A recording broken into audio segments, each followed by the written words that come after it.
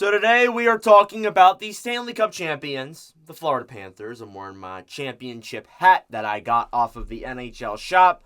Actually, isn't that bad. I actually like it a lot. But we're talking about the Panthers, not because they won a Stanley Cup, but how are they doing to start the 2024-25 season? And I gotta say to you guys, they're off to a pretty good start. I wouldn't say it is insane or it's surprising, but you look at this team, you look at how they were last year. There's something on the hat. But you look at how this team was last year and you look at how they started this year. It's not a surprise that they are off to this good of a start. There may be a little bit of some concerns with a few games they've played, but then again, you can look at it and be like, oh, these guys were out to start the season. This guy was out. That guy was out. You could look at it in that way as well. But currently, as of October 29th, the Panthers are 7-3-1 for 15 points. They are second in the NHL and first in the Eastern Conference behind the now recently defeated Winnipeg Jets. But regardless, Florida's schedule has been a mix of good and some bad games in there as well, but mostly it has been good. So they start off their season with a home opener against Boston. They win 6-4. The big glaring thing was Korpisalo. Boston made a comeback towards the end, but obviously Florida ended up taking the game. They play the Ottawa Senators. They end up losing that game 3-1 in what looked like a terrific matchup by Linus Ullmark. And you see Barkov get hurt in that game. Apparently, Tkachuk might have gotten hurt in that game, too, for a little bit. It left people a little bit scared about the start of the Panthers season. But they really recuperated very well since then, even though they did lose their next game, the Buffalo, 5-2. I will say that. They were 1-2. But again, as I said at the beginning of the video, you could look at the injuries and be like, oh, that's because this guy's out. That's because this guy's out. And for a team like Florida, I guess you can kind of say that. So then they played Boston again. They won that game 4-3. Those teams just hate each other. Like it's very obvious they do not like each other at all, and it's become pretty substantial. They beat Columbus 4-3 in that game, tributing Johnny Gaudreau, which was pretty awesome. Seeing some of the things that we saw, it was beautiful, and the Panthers ended up taking the game there.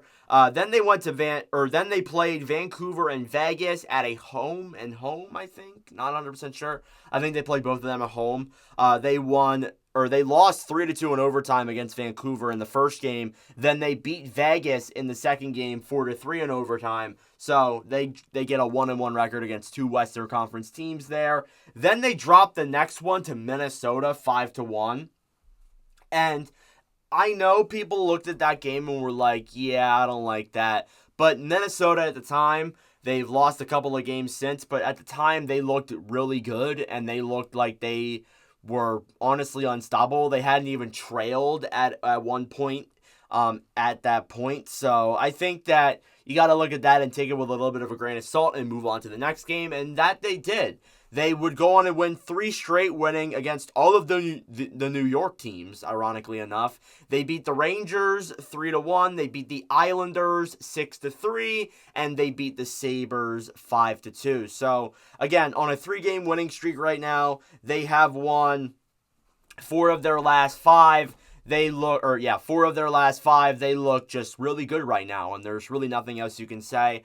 And this is not a surprise whatsoever, but you may see some teams when they come back from winning the Stanley Cup, they kind of have a little bit of a cup hangover, and we saw Vegas have that last year, I believe. We saw a few other teams kind of start off a little bit slow, but in the end, it does turn out that it isn't that big of a deal, and the team finally gets into the groove of it, and they want to get another one. They absolutely want to get another one. So then you look at the scores, the guys who have scored for this team, and it's a lot of the unsurprising guys, but there's a few guys that I think have done a good start that might surprise some people with the Panthers. Let's get the obvious ones out of the way, though. Sam Reinhart, 7 goals, 9 assists for 16 points so far. He has left off right where he has picked up right where he left off. That's actually how you say it. I think that he's looked great so far. Again, 7 goals already to start the season. He could probably get 50 again if he keeps up this pace. You have Sam Bennett, 8 goals, 4 assists, 12 points. Bennett's been off to a really hot start. Has been scoring at a very high rate to start the season. And if he keeps this up, he could get a good 30-goal season out of him. So I like that from Bennett. He's already almost a third of the way there. So that's a good thing if you're the Panthers. Anton Lundell taking a big advantage of Alexander Barkov being hurt. And so far, he has 5 goals, 7 assists, 12 points. Now, Barkov is coming back. So I would imagine that his production may slow down a little bit because, again, he was getting more ice time as that center than he would be if Barkov was in the lineup. So, maybe it continues, but, you like what you see from him coming in and playing very well in Barkov's replacement, and maybe they'll keep him there and slowly move Barkov back into the lineup after the injury that he just had. Carter Verhaeghe, 2 goals, 6 assists, 8 points. Again, Verhaeghe was signed to that contract on opening night. It was I believe, 7-year, $7 million deal, I think. So it was around a 7x7. I know it was 7 years, but still, good lockup there, and this core is pretty much all locked up, fully locked up for the next, I would say, 6 or 7 years. And that's a good thing, but again, when you get to the end of that, you're going to be in a nuclear rebuild. But when you're winning a Stanley Cup, who really cares, to be honest? And I think that Verhaeghe's had a good start through these first couple of games. Now, other guys that I think have started off well, Gustav Forsling, 3 goals, 4 assists, 7 points. We know Forsling is a proven, really good defenseman, and I think he's only getting better and better under this Panthers team. Matthew Tkachuk has 2 goals, 5 assists, 7 points in 6 games played. So he missed a couple games there. He missed 5 of the 11 games Florida's played so far. So you got to put a little bit of an asterisk to that, but he is playing pretty well in the games he has played. What's really become a highlight is that play against the Islanders where he was basically battling with Semyon Varlamov for a goal. I think he ended up scoring that goal, but that's the player that Matthew Tkachuk is. The grit, the enforcement, he's all of that. Next up then, Eetu Luostarinen is a third-line forward, more or less. He's had a good start to the season so far, though. He has 3 goals, 3 assists for 6 points. That's a good start. You want that from your depth when your big-name guys are out, and I think you can't help but be happy about that 100%. Jesper Boquist as well. New acquisition, was a new guy who came into the Panthers system this year. He has 2 goals, 2 assists, 4 points. And then Alexander Barkov, who has missed some time again, but he has 1 goal, 2 assists, 3 points in 3 games played. So overall, you're getting offense from all cylinders with this roster, and I think if you're a Florida fan, you cannot help but be happy about that when you watch how this team has played so far. And again, there's no cup hangover. Again, you see teams that might start off kind of after winning the Stanley Cup. Florida, we know what kind of team they are. They have seemingly just picked right up, and they are moving along. They are playing very well so far. Now, the goaltending is a little bit interesting because the goalie stats don't look that good, but I think it's probably because the Panthers haven't faced a lot of shots. That's the biggest thing. Sergei Bobrovsky is 5-2-1, a 2.97 goals against, and a .892 save percentage.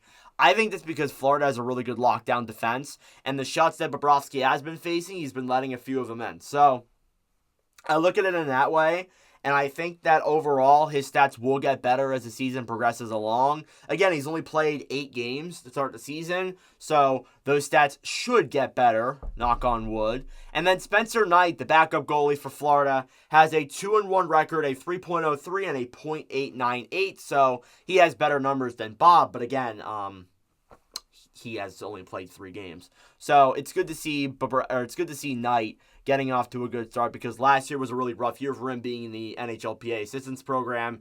Seeing him get off to a good start is, I think, something a lot of people can be happy about for sure.